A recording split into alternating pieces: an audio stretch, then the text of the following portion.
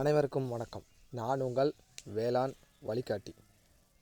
நம்மளோட channel already இந்த ராபி சீசனுக்கு எந்த மாதிரி மக்காச்சோள விதைகளை பயன்படுத்தினா எந்த மாதிரி லாபத்தை சம்பாதிக்க முடியும், அதே மாதிரி முதல் பூச்சிக்கொல்லி மருந்து என்னன்றதையும் பார்த்துட்டோம், முதல் உரம் என்ன வைக்கணும்னு பார்த்துட்டோம்.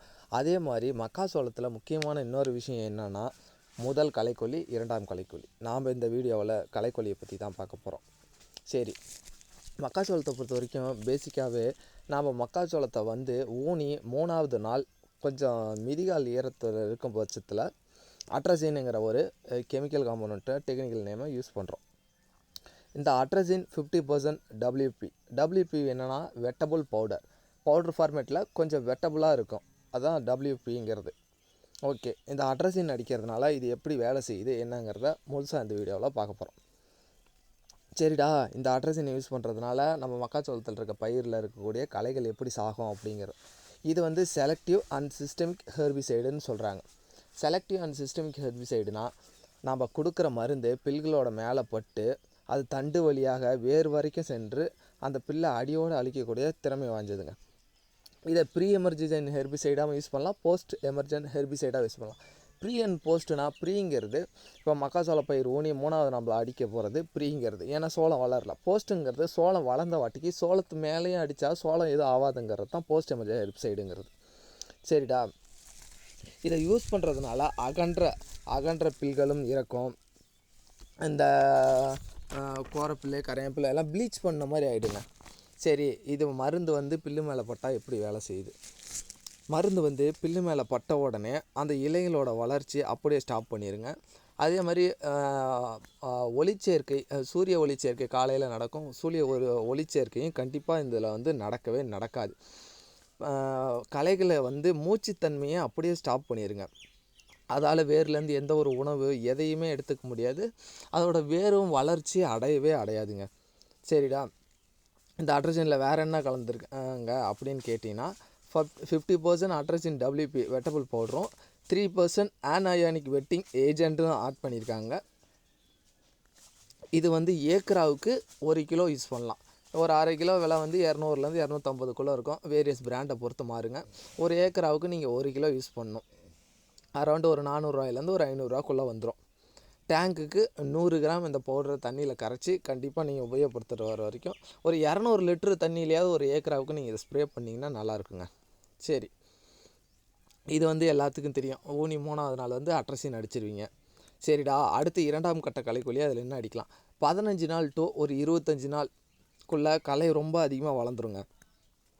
களை அதிகமாக வளரும் பட்சத்தில் என்னடா அது கூட சேர்த்து இது பண்ணுறது அப்படிங்கிற பட்சத்தில் இன்னொரு காம்பனண்ட் இருக்குங்க, டெம்போட்ரியான் 34.4% எஸ்சி. என்னடா அந்த டெம்போட்ரியான் 34.4% எஸ்சியில் இருக்குது அப்படின்னு கேட்பீங்க. இது போஸ்ட் எமர்ஜென்ட் ஹெர்பிசைடாக யூஸ் பண்ணுறாங்க. போஸ்ட்னா நான் ஏற்கனவே உங்கள்கிட்ட சொல்லிவிட்டேன், பயிர் வளர்ந்து பயிர் மேலே அடித்தாலும் பயிர் எதுவும் ஆகாது, பில்லு மட்டும் இறந்து போவோம். இதுவும் அதே மாதிரி ஸ்ப்ரே பண்ணும்போது நம்ம பில்களோட இலைகளில் பட்டு வேர் வரைக்கும், தண்டு வழியாக வேர் வரைக்கும் சென்று பில்களின் வேர்களை வளர விடாது, மூச்சுத்தன்மையை நிறுத்திடும். ஃபோட்டோசிந்தசிஸ் ப்ராசஸ், ஒளிச்சேர்க்கை ப்ராசஸ் நடக்காது. இந்த டெம்போட்ரியானுங்கிறது அந்த மாதிரி.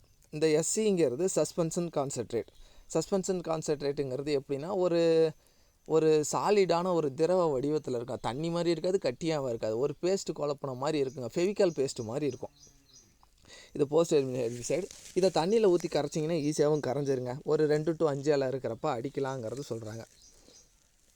சரிடா, இந்த மருந்தோட இன்னும் ஏதாவது டெக்னிக்கலாக இது எப்படி வேலை செய்யுதுன்னு கேட்டிங்கன்னா, இதில் இப்போ மருந்து போட்டோடனே 4H PPD என்ற ஒரு செயல்திறன் இருக்குங்க. அது என்னென்னா, பில்களோட கரோட்டினுங்கிறது பில்களை வளர்ச்சி ஊர்படுத்துறதுக்கு ஒரு முக்கிய காரணியாக இருக்குது கரோட்டினுங்கிறது. இந்த ஒரு மருந்து டெம்போட்ரியான் படும்போது இந்த கரோட்டினுங்கிறத முழுமையாக அப்படியே ஸ்டாப் பண்ணிடும். அதால் அந்த எந்த ஒரு பயிர்கள்லையும் வளரவே விடாது பில்களை.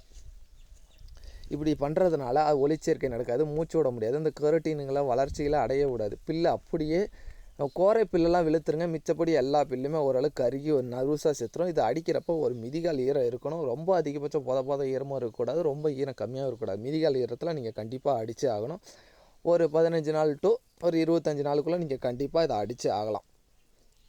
சரிடா, இந்த டெம்போட்ரியன் அடிக்கிறோம். இந்த டெம்போட்ரியன் எப்படி ஏக்கராவுக்குன்னா, ஏக்கராவுக்கு 115 மில்லி வருங்க. கூட சர்ஃபன்ட்டு கொடுப்பாங்க. சர்ஃபன்ட் ப்ளஸ் இது கூட ஒரு அட்ரஸின் ஒரு அரை கிலோ பாக்கெட் நீங்கள் அட்ரஸின் கலந்து தான் இந்த காம்பினேஷன் வரும். நீங்கள் அட்ரஸினோட கலந்து போகலாம். சரிடா, இப்போ இதை தவிர வேறு ஏதாவது மருந்து இருக்கான்னு நீங்கள் கேட்கலாம். இதை தவிர வேறு ஏதாவது மருந்து இருக்குதுன்னு கேட்டால் இன்னொரு மருந்து இருக்குங்க. மீசோட்ரியான்னு சொல்லிட்டு ஒரு காம்பினேஷன் இருக்குது. இந்த மீசோட்ரியான் ஃபேமஸ் எதுலன்னு பார்த்தீங்கன்னா, சின்சின்டா கம்பெனியில் வர த கலரிஸ் எக்ஸ்ட்ரா. சரிடா, இதில் என்ன காம்போனன்ட் இருக்குதுன்னு கேட்கலாம். இதில் மீசோட்ரியான் 2.27% W/W இருக்குது. அதேமாதிரி அட்ரஸின் 22.7 W/W SC சஸ்பென்ஷன் கான்சன்ட்ரேட்டில் இருக்குங்க. சரிடா, இதை நம்ம பில்கள் மேலே அடிக்கிறப்ப பில்களில் எந்த மாதிரி செயல்படுதுன்னு நீங்கள் கேட்கலாம். இதில் 2 கெமிக்கல் இருக்கிறதுனால டூயல் மோட் ஆக்ஷனுங்க. இது அட்ரஸினும் சேர்ந்து வேலை செய்யும், கூட மீசோட்ரியான் இருக்கிறனால மீசோட்ரியானும் வேலை செய்யுங்க. இதுவும் ஒரு post emergent herbicide. Post emergent ஹெர்பிசைடுனா பயிர் வளர்ந்த வாட்டிக்கு பயிர் மேலே அடித்தாலும் பயிர் ஒன்றும் ஆகாது, பில்லு மட்டும் இறந்துருங்க. இதுவும் ஒரு 3 to 5 இலை இருக்கிறப்ப யூஸ் பண்ணலாங்கிற. யூஸ் பண்ணுறப்ப இதுவும் என்ன பண்ணுமா, இலை வழியாக ஊடுருவி தண்டு வழியாக சென்று வேர் வழியாக சென்று வேர் வளர்ச்சி அப்படியே நிறுத்திடுங்க. அதே மாதிரி மண்களில் படும்போது சின்ன சின்ன பில்லு இருக்கும், மண்கள்லையும் இது ஊடுருவி இருக்கும், புது களைகளும் வளர விடாது. அதே மாதிரி இதனால் எந்த ஒரு தண்ணீரும் அதால் எடுத்துக்க முடியாது, பில்களால் ஒளிச்சேர்க்கையும் நடக்காது, எதுவுமே பண்ண முடியாதுங்க. இது டெம்போட்ரியானுக்கும் மீசோட்ரியானுக்கும் என்னடா டிஃப்ரென்ஸ்னு கேட்டால், டெம்போட்ரியானுங்கிறது பவுட்ரு ஃபார்மேட்டில் வரும், சர்ஃபன்ட் இருக்கும், நீங்கள் இது கூட கலக்கி அடிக்கணுங்க. இப்போ இதுவே நீங்கள் இதில் போயிட்டீங்க, மீசோட்ரியான் போயிட்டீங்கன்னா, மீசோட்ரியானுங்கிறது அப்படியே கலந்து வர மிக்சருங்க. இதுதான் இந்த டெம்போட்ரியானுக்கும் மீசோட்ரியானுக்கு இல்லை வித்தியாசம். சரிடா, இந்த சின்சின்டா கம்பெனியில் இந்த கலரிஸ் எக்ஸ்ட்ரா ஏக்கராவுக்கு எவ்வளோ அப்படிங்கிறப்ப 1400 ml வருங்க. நீங்கள் இந்த களைக்கொல்லிலாம் ஒரு ஏக்கராவுக்கு போகும் பட்சத்தில் ஒரு 200 லிட்டர் தண்ணியில் நல்லா கலக்கி இந்த மருந்தையும் நல்லா மிக்ஸ் பண்ணி, எப்பயுமே மருந்து அடிக்கிறப்ப எல்லாம் ஒரு பெரிய பேரலில் எடுத்து ஊற்றிக்கிட்டு டேங்க்குக்கு ஊற்றி நல்லா தண்ணி கலக்கிட்டு அப்புறம் எடுத்து நல்லா ஸ்ப்ரே பண்ணிங்கன்னா நல்லா இருக்குங்க. சரிடா, அதே மாதிரி இப்போ நீங்கள் இந்த பில்லு மருந்து உபயோகப்படுத்த போகிறீங்க. இப்போ நீங்கள் முதல் கட்டமாக அடிக்கக்கூடிய அட்ரஸினுக்கு இது தேவையில்லைங்க. நீங்கள் 2ஆம் கட்டமாக இந்த 15 நாள் to ஒரு 25 நாளுக்குள்ளே அடிக்கும் கலையில் இது கூட நீங்கள் சின்சின்டாவில் இந்த மீசோட்ரியான் காம்பினேஷன் போனாலும் சரி, இல்லை டெம்போட்ரியானில் வேறு பேரில் நிறையா லாடிஸு லாட்ரி அந்த மாதிரி நிறையா பேரில் வருதுங்க. நீங்கள் அந்த காம்பினேஷன் போனாலும் சரி, நீங்கள் இந்த காம்பினேஷன் போனாலும் அது உங்களோட விருப்பம். ரெண்டுலேயுமே சூப்பரான ரிசல்ட் இருக்கும்.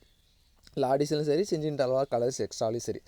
சரி, நீங்கள் இதை அடிக்கும் பட்சத்தில் பில்லு கொஞ்சம் அதிகமாக இருக்குங்கிற பட்சத்தில் நீங்கள் இந்த ஒரு கூட நான் சொல்கிற ஒரு காம்போனண்ட்டை சேர்த்து அடிச்சுன்னா கண்டிப்பாக களைகள் உறுதியாக சாகுங்க.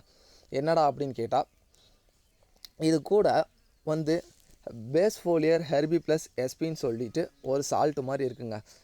பிங்க் கலரில் இருக்கும். இப்போ ஆல்-19 உரம் எப்படி இருக்குது அந்த மாதிரியே இருக்குங்க. அதோட கொஞ்சம் லைட் பிங்க் கலரில் இருக்கும். ஆல்-19 டார்க்காக இருக்கும், இது அதோட கொஞ்சம் கம்மியாக இருக்கும்.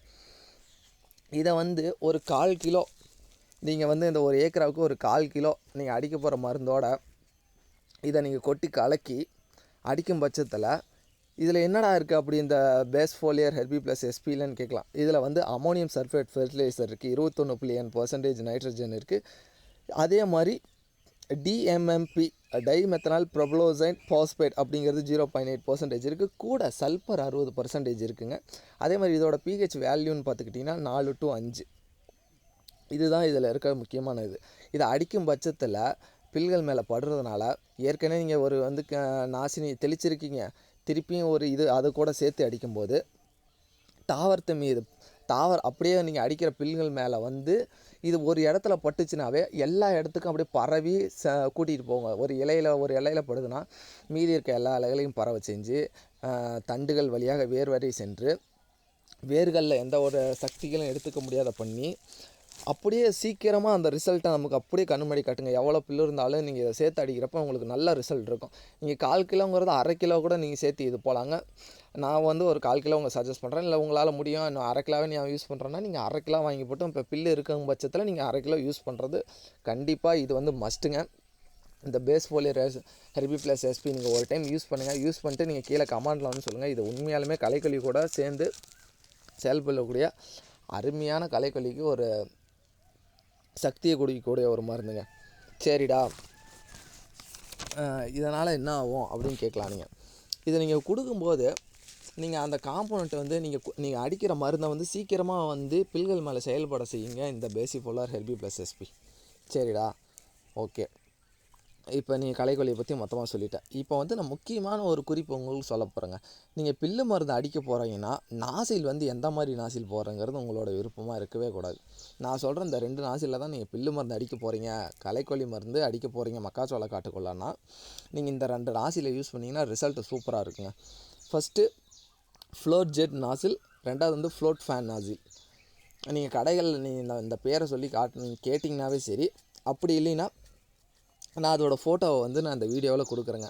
இந்த ஃபோட்டோவை காட்டி கூட நீங்கள் கேளுங்க. இந்த நாசியில் போடும்போது அப்படி நம்ம இந்த வி ஷேப்பில் அப்படியே பரவன மாதிரி அடிக்கிங்க. நீங்கள் பில்கள் மேலே நீங்கள் வேகமாக போனால் கூட அது எல்லார் மேலேயும் ஒரு சமச்சீராக பரவுங்க. இதுதான் நாசியில் பொறுத்துங்க. சரிடா, இப்போ அட்ரஸினுங்கிறது வந்து நீங்கள் நிறைய பேர் அட்ரஸின்னு சொல்ல மாட்டீங்க. அட்டாடேப்னு நம்ம சொல்லுவோம். ஆனால் அந்த கெமிக்கல் காம்பவுண்ட் வந்து அட்ரஸின். இந்த பிராண்ட் வந்து நிறையா பிராண்டில் வருதுங்க. இதில் நல்ல பிராண்டுன்னு நீங்கள் எதுன்னு கேட்டால் நான் எப்படி சொல்கிறது? அட்ரஸினுங்கிறது வந்து நல்ல பிராண்டு எல்லா இதுலேயும் வருது. உங்களுக்கு பாப்புலராக நல்ல பிராண்ட் வேணும்னு கேட்டால் டாடா ராலிஸில் வர அட்ராட்ராஃப் அது வாங்கிங்க. டெம்போ ட்ரையானில் எதிராக நல்ல பிராண்டு அப்படின்னு கேட்டோன்னா பிரேயரில் வர லாடிஸு நல்லாயிருக்கும். அதே மீசோ ட்ரையானில் வர்றது சின்சின்டா கலரிஸ் எக்ஸ்ட்ரா. இது தாங்க சிறப்பான களைக்கொல்லி. இதை வந்து நீங்கள் வந்து மீசோ ட்ரையன் போனாலும் சரி, டெம்போ ட்ரையன் போனாலும் சரி, அது உங்களோட விருப்பம். இது தாங்க மக்காச்சோளத்தில் வந்து முதன்மையாகவும் 2ஆம் கட்டமாக உபயோகப்படுத்தும் ஒரு களைக்கொல்லி. இதை நீங்கள் சரியாக பயன்படுத்தி சரியாக யூஸ் பண்ணிட்டீங்கன்னா அடுத்து பெருசாக களை செடியெல்லாம் வந்து முளைக்கிறதுக்கு வாய்ப்பே இல்லை. நம்ம உரம் வச்சுட்டோம், சீக்கிரம் காட்டை கண்டிப்பாக மூடிக்குங்க. இது வேறு ஏதாவது தகவல் தேவைப்பட்டால் வந்து கமெண்டில் நீங்கள் சொல்லலாம். அதுக்கான பதில் நான் உங்களுக்கு கூற தயாராக இருக்கேன். நம்மளோட சேனல் புதுசாக ஆரம்பிச்சிருக்குங்க. உங்கள் ஃப்ரெண்ட்ஸு, ஃபேமிலி எல்லாத்துக்கும் ஷேர் பண்ணுங்கள். நிறையா சப்ஸ்கிரைப் பண்ணுங்கள். ஏதாவது கொஷின் இருந்தாலும் நீங்கள் கீழே போடுங்க. இல்லை அடுத்து எதை பற்றி வீடியோ போடலாம் அப்படிங்கிறத பற்றியும் போடுங்க. நன்றி, வணக்கம். உங்களிடந்து விடைபெறுவது உங்கள் வேளாண் வழிகாட்டி. கண்டிப்பாக என் கூட பயணம் பண்ணுங்கள். வெற்றி நிச்சயம்.